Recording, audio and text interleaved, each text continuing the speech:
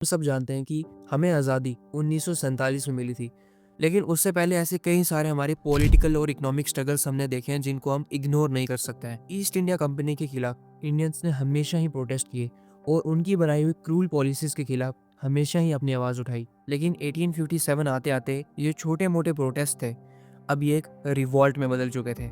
इस टाइम पे इंडियंस ने ब्रिटिशर्स के ऊपर पूरी तरह से धावा बोल दिया एंड इवेंचुअली आज हम 1857 के इस रिवॉल्ट को फर्स्ट वॉर ऑफ इंडिपेंडेंस के नाम से भी जानते हैं।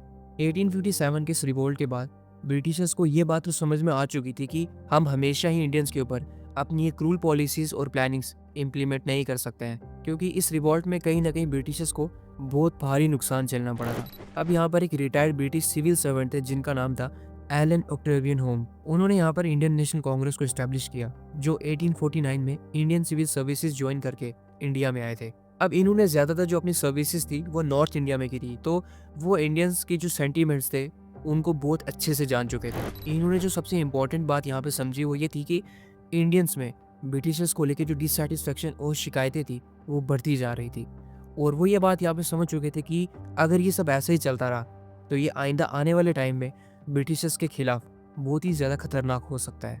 और वैसे भी अभी कुछ ही टाइम पहले 1857 में एक बहुत ही बड़ा रिवॉल्ट हो चुका था इंडिया में, तो अब ब्रिटिशर्स बिल्कुल भी नहीं चाहते थे कि कुछ ऐसा फिर से हो जाए। अब एलन यहाँ पे बार बार ये कहा करते थे कि अगर हमने एजुकेटेड इंडियंस के लिए एक प्लेटफॉर्म नहीं बनाया जहाँ पर वो अपनी शिकायतें पीसफुली एक्सप्रेस कर सकें, तो ये हमारे लिए आगे जाके खतरा बन जाएगा। बेसिकली इंडियन नेशनल कांग्रेस को यहाँ पे एक सेफ्टी वेल्व के रूप में अपनाया गया था, जहाँ इंडियंस अपनी प्रॉब्लम को डिस्कस कर सकें विदाउट हार्मिंग द ब्रिटिशर्स। यहाँ पे ब्रिटिश एजुकेशन पॉलिसीज़ के कारण यहाँ पे एक एजुकेटेड मिडिल क्लास इंडिया में ऑलरेडी डेवलप हो चुका था, जो यहाँ पर पॉलिटिकल राइट्स और रिफॉर्म की डिमांड्स कर रहे थे। ये क्लास यहाँ पे एक ऑर्गेनाइज्ड प्लेटफॉर्म चाह रहे थे अपनी पॉलिटिकल और सोशल आइडियाज़ को एक्सप्रेस करने के लिए। तो यहाँ पर फाइनली 28 दिसंबर 1885 को इंडियन नेशनल कांग्रेस की फॉर्मेशन हो जाती है, और ये एक तरीके से ब्रिटिशर्स के लिए डैमेज कंट्रोल था। लेकिन हम आगे वीडियो में ये जानेंगे कि जिस चीज़ को ब्रिटिशर्स एक डैमेज कंट्रोल के नाम पे बना रहे थे, कहीं ना कहीं वही चीज़ इनके लिए आगे जाके एक मुसीबत की जड़ बनने वाली थी।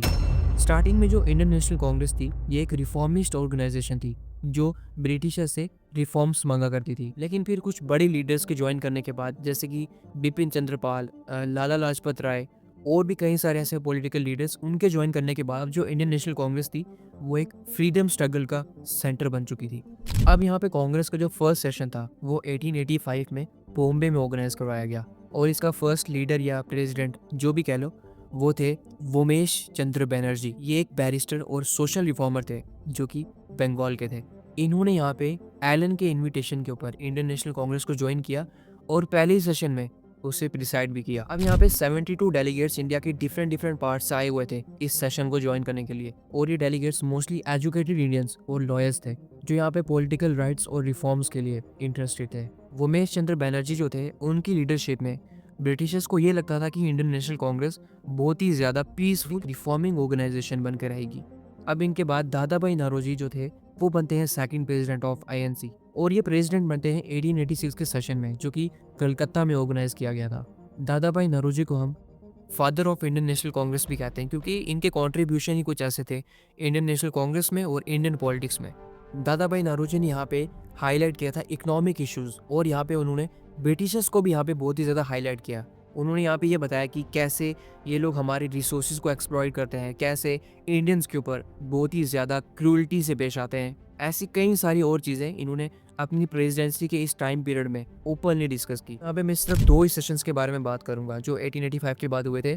यहाँ पर करीब 50 से भी ज़्यादा इंडियन नेशनल कांग्रेस के सेशंस हुए थे 1885 के बाद, लेकिन स्टार्टिंग के जो ये 2 हैं ये बहुत ही ज़्यादा इंपॉर्टेंट है। यहाँ पे 1885 से लेकर 1904 तक इंडियन नेशनल कांग्रेस ब्रिटिशर्स ने जिस रीज़न की वजह से बनाई थी, जो कि सिर्फ रिफॉर्म्स के ऊपर बात कर रही थी, अभी तक तो सिर्फ वैसा ही चल रहा था। लेकिन 1905 के बाद से ही लीडर्स ने बहुत ही ज़्यादा एग्रेसिव स्टांस लेना शुरू कर दिया था, और वो अब सीधा ही डायरेक्ट फ्रीडम के बारे में बात करने लगे थे।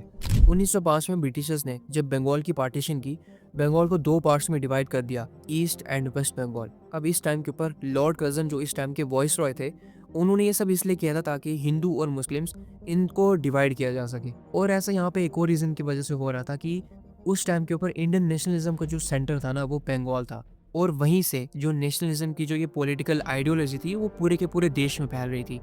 तो लॉर्ड कर्ज़न उन्हें ये लगा कि अगर हम यहाँ पे ही इनके बीच में बांधे डाल दें तो ये सब चीज़ें रुक सकती हैं, क्योंकि ब्रिटिशर्स ऑलरेडी ऐसा देख चुके थे 1857 के रिवॉल्ट में, जब हिंदू और मुस्लिम सब यूनाइट होके ब्रिटिशर्स के खिलाफ लड़े थे। अब यहाँ पर ये सब देखने के बाद कांग्रेस ने इसे बहुत ही ज़्यादा अपोज किया, और कांग्रेस के बड़े बड़े जो चेहरे थे उनका ये कहना था कि हमारे बीच में कोई भी डिवीज़न नहीं होना चाहिए, खासकर रिलीजन के बेसिस के ऊपर तो बिल्कुल भी नहीं। और यही टाइम पीरियड था जब इंडियन नेशनल कांग्रेस के द्वारा स्वदेशी मूवमेंट लॉन्च कर दी गई।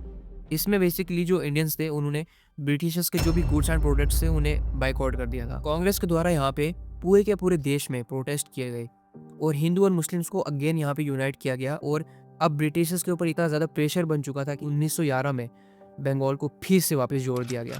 अब इसी बीच हमें 1907 में सूरत स्प्लिट देखने को मिला, जिसमें बेसिकली इंडियन नेशनल कांग्रेस के अंदर ही कुछ इवेंट्स हुए थे, जिसके बाद जो कांग्रेस थी वो दो पार्ट्स में बट चुकी थी। इनमें से एक थी मॉडरेट और एक थी एक्सट्रीमिस्ट। ये जो स्प्लिट था ये हमें बेसिकली सूरत जो गुजरात में है वहाँ के सेशन के दौरान देखने को मिला था, क्योंकि अब यहाँ पे टाइम ऐसा आ चुका था कि कांग्रेस के अंदर ही दो ग्रुप बन चुके थे और लोगों के डिफरेंट डिफरेंट पर्सपेक्टिव थे ब्रिटिशर्स को लेकर। मॉडरेट्स में दादा भाई नौरोजी, गोपाल कृष्ण गोखले और सुरेंद्र नाथ, इन जैसे कुछ पॉलिटिशियंस ने, का यहाँ पे ये मानना था कि हमें ब्रिटिशर्स के खिलाफ पीसफुल टॉक्स करनी चाहिए, हमें एक इंस्टीट्यूशनल मेथड अपनाना चाहिए, ना कि हमें वॉयलेंस करनी चाहिए उनके खिलाफ। हमें उनसे पीस टॉक्स करनी चाहिए रिलेटेड टू जितने भी इश्यूज चल रहे थे उस टाइम में इंडिया में। अब वहीं पे एक्सट्रीमिस्ट आइडियोलॉजी के जो लीडर्स थे जैसे कि बाल गंगाधर तिलक, बिपिन चंद्र पाल, लाला लाजपत राय, इनका यहाँ पर ये मानना था कि हमें ब्रिटिशर्स के खिलाफ कोई पीस टॉक्स नहीं करनी चाहिए, बल्कि हमें उनके लिए एग्रेसिव स्टांस लेना चाहिए। अब यहीं पर इन दोनों ग्रुप्स के बीच में थोड़ी बहस हो जाती है कि प्रेसिडेंट किसको बनाया जाए। मॉडरेट जो थे वो यहाँ पर कह रहे थे कि रास बिहारी घोष उनको बनाया जाए, वहीं पे एक्सट्रीमिस्ट जो थे वो कह रहे थे कि बाल गंगाधर तिलक को बनाया जाए। तो इस वजह से कहीं ना कहीं इन दोनों ग्रुप्स के बीच में बहस बढ़ती जा रही थी। अब जितना भी यहाँ पर ये इशू चल रहा था ये कोई छोटा मोटा नहीं था, इसमें वायलेंस भी हुई और भी काफ़ी सारी चीज़ें हुई, जिसकी वजह से ऑफिशियली जो कांग्रेस थी वो यहाँ पे स्प्लिट हो जाती है। इस स्प्लिट की वजह से यहाँ पे बहुत ही ज़्यादा इश्यूज आने लगे थे। अब जो मूवमेंट्स थी वो बहुत ही ज़्यादा स्लो होने लगी और भी कई सारी चीज़ें।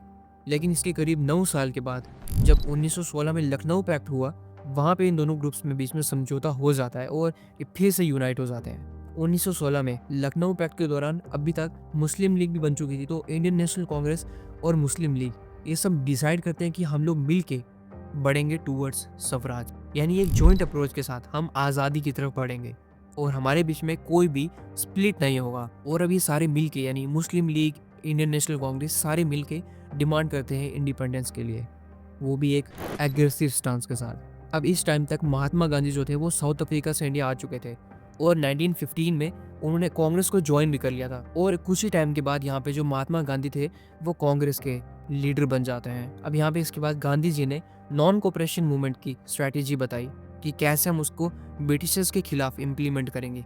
उसमें इन्होंने ये बताया कि हम ब्रिटिशर्स के जो भी गवर्नमेंट स्कूल्स, कोर्ट, ये जितनी भी चीज़ें थी जो उस टाइम पे इनके कंट्रोल में थी, वहाँ से जितने भी इंडियंस थे वो रिज़ाइन कर देंगे बेसिकली। और उसके बाद जो टैक्स था इंडियंस वो भी देने से मना कर देंगे।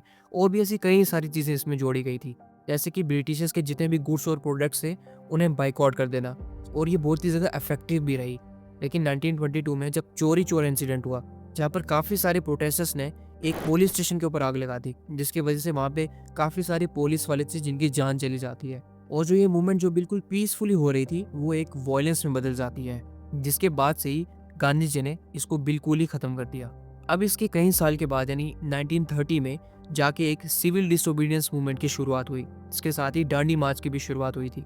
डांडी मार्च ये एक स्पेसिफिक प्रोटेस्ट था जिसमें गांधी जी ने बेसिकली शॉर्ट लॉ को तोड़ने के लिए ये प्रोटेस्ट किया था। सिविल डिसोबीडियंस मूवमेंट ये एक बड़ी मूवमेंट थी इंक्लूडिंग डांडी मार्च। और ये मूवमेंट बेसिकली ब्रिटिशर्स के कई सारे जो कानून थे वो तोड़ने के लिए बनाई गई थी। अप्रैल 1930 में डांडी मार्च के खत्म होने के बाद ऑफिशियली ये मूवमेंट शुरू की गई थी और 1934 तक ये मूवमेंट चली थी। इस मूवमेंट में ब्रिटिशर्स की जो बनाई गई पॉलिसीज थी उन्हें डिनाई किया गया, जैसे कि लैंड टैक्स को देने से मना कर दिया, मोनोपली और अनजस्ट लॉ जो ब्रिटिशर्स के थे उनको मानने से ही मना कर दिया था गांधी जी ने। और ये सब यहाँ पे इसलिए किया गया था कि हम ब्रिटिशर्स को पॉलिटिकली और इकोनॉमिकली वीक बना सके। लेकिन इसके एक साल के बाद ही 1931 में गांधी इरविन पैक्ट साइन होता है, जिसकी वजह से इस मूवमेंट को बंद कर दिया जाता है।